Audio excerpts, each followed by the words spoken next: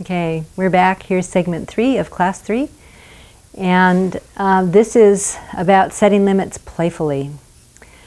We bring this up at the very last of the 3 classes because in order to set limits playfully, we want you to have special time going. We want you to be building the safety in your relationship with your child. And we want you also to have been, setting limits around the important things, bringing the limit and then listening to children's feelings. But once you have those 2 tools and you're exploring them and learning more about them, it's time to try some play in setting limits. What we want to do is we want to balance the big, generous no that we're showing you how to bring to your child as a gift to help them not feel bad about the times they go off track and being allowed to be off track, with a big, generous yes of, I see you, I like you, I love to be with you, I will keep you safe. And setting limits playfully is kind of balancing the bringing limits and listening to the big feelings, the big, heavy feelings, with bringing limits and allowing the lighter feelings to offload and building the relationship that way. So it's a balancing tool, and it's a very good one. We're not going to emphasize this a whole lot. You can read about it more in the Setting Limits booklet and in the play listening booklet. But I want to give you some examples. So the reason that setting limits playfully is helpful to children is that the reason that they go off track is that their sense of connection has broken. And laughter is a very powerful connector of human beings. Laughter is a very powerful builder of a sense of safety in a relationship. And in particular, when children have big feelings to work on, if they can laugh again and again with you, if they can laugh heartily, if they can laugh freely, if they can play freely with lots of laughter with you, that allows them to work more deeply on the big fears and the big upsets that their behavior gets trapped by, that their behavior locks down because of. So we want you to be able to use laughter as a builder of safety, as a builder of confidence, and as an indication that you are a safe person to be with, even though they have the troubles they have. That's one big indication that setting limits playfully can give them is, my daddy still loves me, even though I have trouble with eating anything but Cheerios and milk. Or my mommy still loves me, even though I have some feelings about the baby brother that aren't so pretty. And when you set limits playfully, it's a communication in that direction of, I love you, I see you've got this trouble, it's okay with me, I will help you. So setting limits playfully means just that. It's like, instead of, sweetie, I can't let you go outside, it's almost dinner time. And offering your attention and waiting for, big crying, you do something a little more lighthearted. So they're heading out the door and you've already told them that they can't go outside, it's almost dinner time. So instead of getting all serious and adult-like, you grab the back of their t-shirt and go, come here, you. And you pull them into your lap, or you pull them up next to you. And maybe you pummel their belly playfully. You just go, ooh, I said no going outside right now, And that will make them laugh and try harder to go outside. And you pull them back.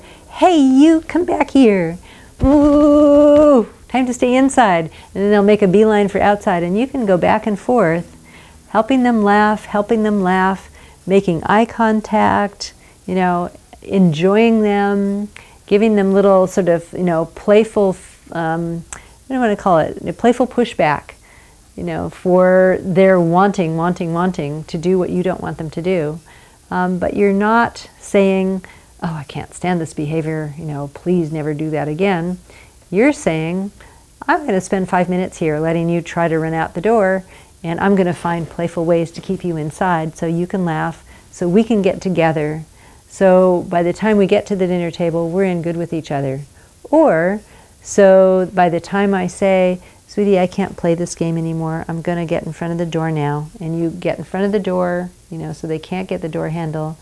And you go, I'm sorry. And they can burst into tears and dig deep for the roots of that big feeling that has them not wanting to be with anybody in the family right now, wanting to be outside instead. So I'm going to give just a few examples, and you're going to need to explore this as best you can. But so one time I was playing with two brothers. The older one was pestering the younger one all the time. It's like I'd seen this for 3 hours long one morning. And it was the afternoon, and we're out in the sandbox, and the older one is making a beeline for his brother just to give him a hard time. And I just sort of scooped him up and go, uh-uh. And he laughed and laughed. So I've got him in my arms like this. I say, you want to be with your brother? Okay, here we go. And I just kind of airplaned him down right close to his brother who's playing in the sandbox. And then at the last minute, while he's reaching out to grab his hair, you know, I just go, whoa, whoops, you missed him. And he'd laugh and laugh and laugh. And he'd go, want to try again? Yeah, yeah. You know, here we go. Whoa, oops, you missed him again. And he'd laugh and laugh and laugh. So he'd be trying to grab his brother's hair. And I kept the situation safe so that he could try, show me he wanted, show me he had that impulse, show me all he wanted was a handful of his brother's hair. But I kept the situation safe. And every time I brought the limit playfully, he could laugh really, really hard. One of the things that makes this such a wonderful tool is that all of that hard laughter is the offloading of, you know, kind of the lighter side of fear. When children are allowed to be aggressive or allowed to go off track, they're scared inside. They're scared because they can't tell where the limit is, and they're scared when they do something that's hard on someone else. They don't show it, but deep down inside, that is how they are. And so when you set playful limits, you know, another way to set playful limits between siblings, one of whom wants to whomp on the other one, is just to sort of be the cowboy herding the little heifer that's going in the wrong direction. It's like, you know, you get in front of him, no, oh no, he's trying, oh, come here, you, oh no, oh, he's going through my legs. And you grab their t-shirt and pull him back, and they're making a beeline, acting like they want to hurt, you know, this other child, or they want to take this other toy. And you just playfully parry. You playfully parry. You give him a little bit of playful payback. You know, a little bit of pummeling of the belly, a little bit of, you know, rubbing him on the scalp, a little bit of raspberries on their back or their tummy. It's like, oh, every time you reach for his toy, I gotta give you raspberry. You know, and then you like that, and they'll laugh and they'll laugh and they'll laugh because you're being affectionate. You're not upset that they have this compulsion to grab or pinch or pull hair or throw sand. But you're keeping it safe, and this is a limit. This is a limit. It's as effective a limit as, no, sweetie, I'm not going to let you in the sandbox. You know, too much throwing sand and having them cry. It's just a different way of doing it, and both ways are good. One way without the other is a little, it's not quite right. It's like you really want to build your ability to be both playful in setting limits and to be, you know, quietly, gently serious about it so that they can offload the heavier feelings. I'll give you two more examples. One is when my boys used to come home from school, they were, I know, school disconnects children from us. School is hard on them. It's just not a connection-rich environment. So they come home and they're kind of fuzzed out.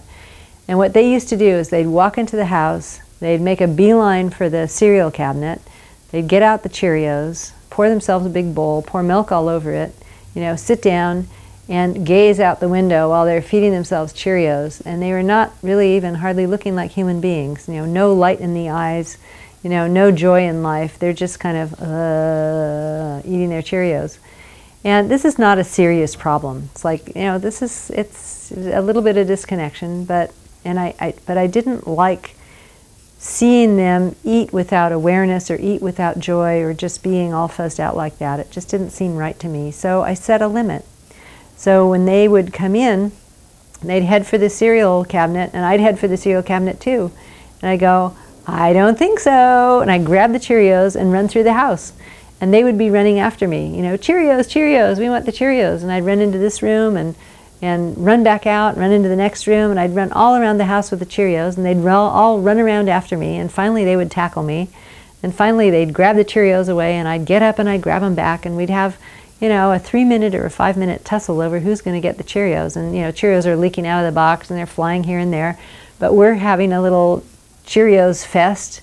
And finally, when they got the Cheerios, you know, they were victorious. It's like, really, when you're playing like this, you want the children to be victorious in the end, unless it's doing something, you know, that really must not be done. So you don't want a child to be victorious about grabbing his brother's hair. But Cheerios, it's like, all I wanted was connection. I didn't, you know, Cheerios is not a bad thing to eat, I don't think so, or I didn't think at that time. You know, it was just being fuzzed out that was bad. So after we connected and played, you know, they would sit down and eat their Cheerios, but they were there. You know, there was light in their eyes again. They had just been victorious over me and gotten their bowls of Cheerios, and we could talk, and it was just a whole different moment because we'd connected. So one more example. My grandson came over one day and we were playing. We had some special time. We were playing, and at the end of the time, there's stuff all over the floor, all over. And I said, "Oh, special time's over. That was really fun. How about let's pick up before you go home?" And he goes, "I'm not going to pick up." And I go, "Well, okay, I'm not either." And then I picked up one of the items on the floor and I just threw it up in the air, and he laughed. You know, he's so surprised. I picked up another one. "I don't care. It's all over the place." You know, and I got some more toys out of the basket and I threw them in the air. And so pretty soon we're both throwing toys in the air, and he's laughing and laughing like, "Mimo, what are you doing?" And here I am, I'm making the mess worse. And it's like, you know, "Am I going to pick this up?" "No." Whack! You know, and away it goes. And so I just played like that for a while, and we just laughed, and the place was more of a mess than, you know, than usual.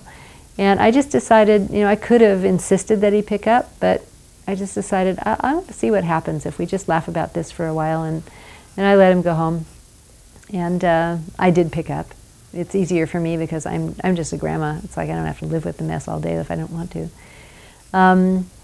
But he came back the next day, and what was so interesting was he came back the next day and he walked in the house, and without saying a thing, he cleared the table and put all the dishes on the sink, and he went into the living room, and there was magazines here and there was a blanket that needed folding, and he, you know, fixed the magazines so they looked nice, and he folded the blanket, and he went into the room where we'd been playing, and I don't know, I'd left some books in there, and he picked up the books. "Mima, where do these go?" And he spent 10 minutes like totally neatening up my house without being asked.